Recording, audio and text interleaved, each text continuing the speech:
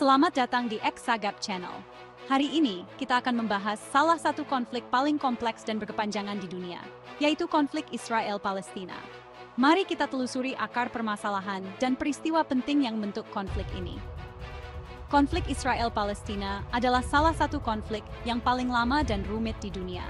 Inti permasalahan ini adalah perebutan tanah, sumber daya, dan hak menentukan nasib sendiri sebagai negara. Baik Israel maupun Palestina mengklaim wilayah tanah yang sama sebagai tanah air mereka yang sah, yang menyebabkan kekerasan, pemindahan penduduk, dan ketidakpercayaan selama beberapa dekade. Bagi Israel, tanah tersebut memiliki makna sejarah dan agama yang mendalam sebagai tanah kuno Israel, yang dijanjikan kepada mereka oleh Tuhan. Di sisi lain, Palestina menganggap diri mereka sebagai penduduk asli tanah tersebut. Penduduk Palestina telah mengalami pengusiran dan pemindahan selama Perang tahun 1948, yang mereka sebut sebagai Nakba atau bencana. Penindasan warga Palestina pada konflik ini terwujud dalam berbagai bentuk, seperti konfrontasi militer, perluasan permukiman, serangan roket, pembatas keamanan, dan pembatasan pergerakan. Konflik ini terus meluas karena ketiadaan solusi dua negara yang dinegosiasikan melanggengkan siklus kekerasan dan penderitaan yang berdampak pada kehidupan sehari-hari jutaan orang. Untuk memahami konflik yang terjadi saat ini, kita harus menelusuri lapisan-lapisan sejarah yang membentuknya. Tanah yang sekarang dikenal sebagai Israel-Palestina telah menjadi persimpangan peradaban selama ribuan tahun, menyaksikan naik turunnya kerajaan dan pertemuan berbagai budaya dan agama. Dari bangsa Israel kuno dan kerajaan-kerajaan mereka hingga penaklukan Romawi dan era Bizantium, tanah ini telah diperintah oleh berbagai kerajaan. Kedatangan Islam pada abad ke-7 Masehi menambah lapisan lain pada sejarah yang kompleks di wilayah ini. Nama Israel pertama kali muncul pada akhir abad ke-13. Sebelum Masehi dalam prasasti Merneptah di Mesir, yang tampaknya merujuk pada suatu bangsa yang mendiami wilayah yang saat itu disebut Kanaan. Di wilayah ini, kita menemukan dua kerajaan bersaudara, Israel dan Yehuda. Pada sekitar tahun 772 sebelum Masehi, kerajaan Israel ditaklukkan oleh Kekaisaran Neo-Assyria, dan kurang dari 1,5 abad kemudian, Yehuda digulingkan oleh Babilonia. Pada tahun 135 Masehi, setelah pemberontakan Yahudi yang gagal, Kaisar Romawi Hadrianus mengusir orang-orang Yahudi dari Yerusalem dan menetapkan wilayah itu menjadi bagian dari entitas yang lebih besar yang disebut Suriah Palestina. Setelah penaklukan Islam atas Timur Tengah pada abad ke-7, orang-orang Arab mulai bermukim di wilayah ini. Munculnya Zionisme pada akhir abad ke-19, sebuah gerakan yang mengadvokasi negara Yahudi di Palestina menandai titik balik. Didorong oleh antisemitisme di Eropa dan keinginan untuk memiliki tanah air nasional, imigrasi Yahudi ke Palestina meningkat. Mandat Britania untuk Palestina yang dibentuk setelah Perang Dunia Pertama semakin memperumit situasi. Yang menambah kerumitan konflik ini adalah klaim agama dan budaya yang digunakan oleh kedua belah pihak untuk membenarkan narasi mereka. Tanah ini memiliki makna keagamaan yang sangat penting bagi umat Yahudi, Kristen, dan Muslim, menjadikannya titik fokus keyakinan dan medan pertempuran untuk interpretasi sejarah yang saling bersaing. Bagi umat Yahudi, tanah ini adalah tanah Israel yang tertulis dalam Alkitab yang dijanjikan kepada mereka oleh Tuhan sebagai warisan abadi. Yerusalem, dengan bukit bait sucinya, dianggap sebagai kota tersuci dalam agama Yahudi, situs bait suci pertama dan kedua. Umat Kristen juga menghormati tanah ini sebagai tanah suci, tempat Yesus hidup, berkhotbah, dan disalibkan. Yerusalem khususnya memiliki makna yang sangat penting sebagai tempat penyaliban dan kebangkitan Yesus. Umat Muslim juga menganggap tanah ini suci. Yerusalem menempati urutan ketiga sebagai kota tersuci dalam Islam, setelah Mekah dan Madinah. Ajaran Islam menyatakan bahwa Nabi Muhammad naik ke surga dari kubah batu yang terletak di Bukit Bait Suci di Yerusalem pada peristiwa Isra dan Miraj. Peristiwa Isra dan Miraj serta lokasi kubah batu menambah dimensi spiritual yang mendalam bagi umat Islam terhadap Yerusalem, menjadikannya salah satu kota paling suci dalam Islam. Pertemuan klaim-klaim yang saling bersaing atas geografi suci ini menambah dimensi yang rumit pada konflik tersebut. Peristiwa tahun 1948 yang dikenal oleh Israel sebagai Perang Kemerdekaan dan oleh Palestina sebagai Nakba bencana, tetap menjadi titik pertikaian yang penting. Periode ini menyaksikan pembentukan negara Israel yang disertai dengan pemindahan massal warga Palestina dari rumah mereka. Saat mandat Britania berakhir, kekerasan meletus antara komunitas Yahudi dan Arab, milisi Zionis, yang bertujuan untuk mengamankan wilayah sebanyak mungkin bagi negara Yahudi yang baru lahir, terlibat dalam serangan militer yang menyebabkan pengosongan ratusan desa Palestina. Warga Palestina diusir atau melarikan diri karena ketakutan, menjadi pengungsi di negara-negara Arab tetangga. Perang tersebut mengakibatkan Israel menguasai 78% wilayah Palestina. Negara Israel yang baru dibentuk menolak hak para pengungsi Palestina untuk kembali ke rumah dan tanah mereka, dengan alasan bahwa kembalinya mereka akan mengancam keseimbangan demografis negara Yahudi tersebut. Nakba memiliki dampak yang mendalam pada identitas Palestina.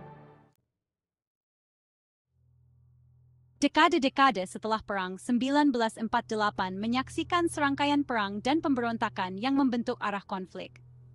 Konfrontasi ini tidak hanya mengakibatkan perubahan wilayah, tetapi juga memperdalam ketidakpercayaan dan permusuhan antara Israel dan Palestina. Perang 6 Hari tahun 1967, sebuah kemenangan yang menentukan bagi Israel, menyebabkan pendudukan tepi barat, jalur Gaza, Yerusalem Timur, dan dataran tinggi Golan. Perang ini semakin banyak menyebabkan warga Palestina terlantar dan memperkuat kendali Israel atas seluruh wilayah Palestina. Awalnya dipandang oleh Israel sebagai sesuatu yang sementara, pendudukan tersebut semakin mengakar seiring berjalannya waktu, yang mengarah pada pembentukan permukiman Yahudi di wilayah-wilayah pendudukan. Selama tahun 1980-an, gerakan perlawanan Palestina mendapatkan momentum. Intifada pertama, dari tahun 1987 hingga tahun 1993, sebuah pemberontakan rakyat melawan pendudukan Israel, membawa perjuangan Palestina menjadi perhatian internasional. Kesepakatan Oslo yang ditandatangani pada tahun 1990-an menawarkan secercah harapan untuk penyelesaian yang dinegosiasikan, dengan membayangkan solusi dua negara, dengan Israel dan Palestina hidup berdampingan. Bagi warga Palestina yang tinggal di tepi barat dan jalur Gaza, kehidupan sehari-hari ditentukan oleh realitas pendudukan Israel dan pembatasan yang diberlakukannya.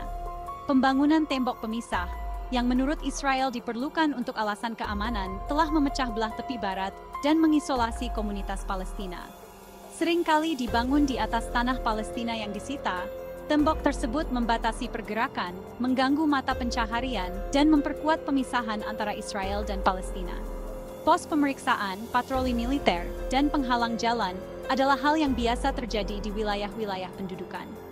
Warga Palestina seringkali menghadapi penundaan yang lama dan penghinaan di pos-pos pemeriksaan ini, yang menghambat kemampuan mereka untuk mengakses pekerjaan, pendidikan, layanan kesehatan, dan anggota keluarga. Militer Israel melakukan kontrol atas pergerakan di dalam tepi barat, yang berdampak pada setiap aspek kehidupan warga Palestina. Jalur Gaza yang padat penduduk dan miskin menghadapi situasi yang sangat mengerikan. Diblokade oleh Israel dan Mesir sejak tahun 2007, Gaza menderita kekurangan barang-barang kebutuhan pokok, listrik, dan pasokan medis yang kronis. Narasi Palestina berpusat pada pengalaman pengusiran, pemindahan, dan perjuangan untuk menentukan nasib sendiri.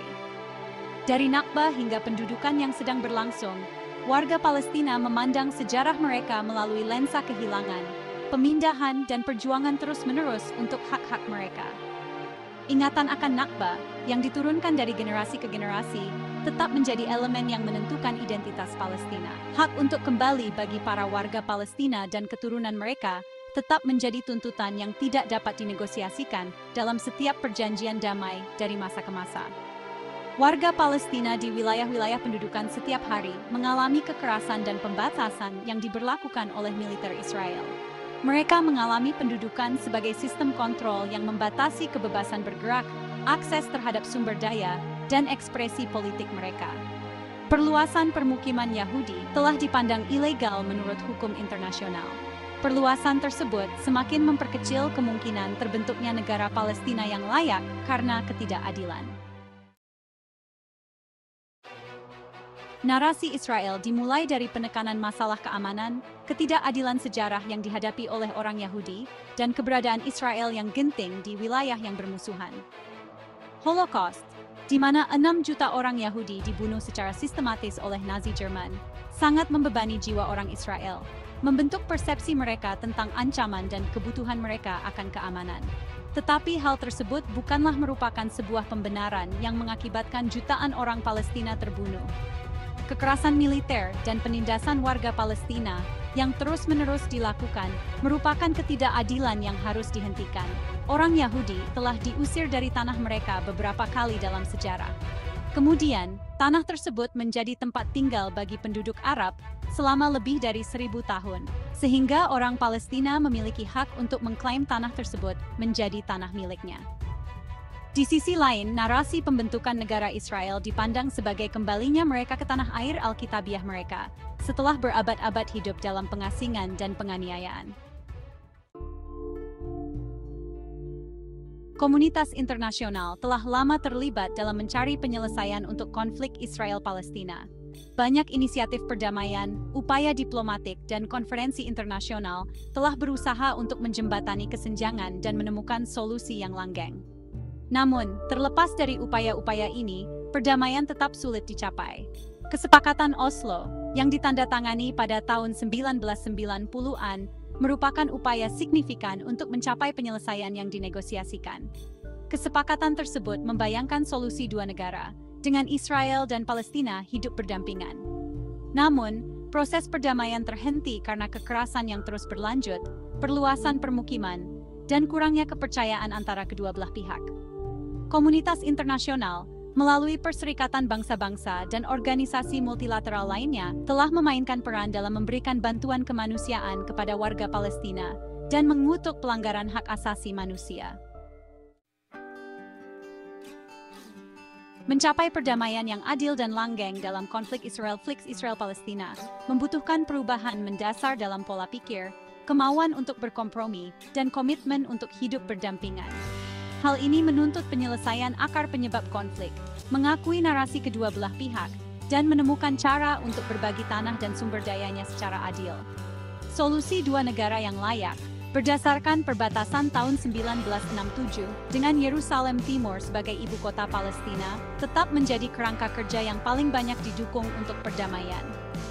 Namun, mewujudkan visi ini membutuhkan upaya mengatasi hambatan yang signifikan, termasuk perluasan permukiman, masalah keamanan, status Yerusalem, dan hak untuk kembali bagi para pengungsi Palestina.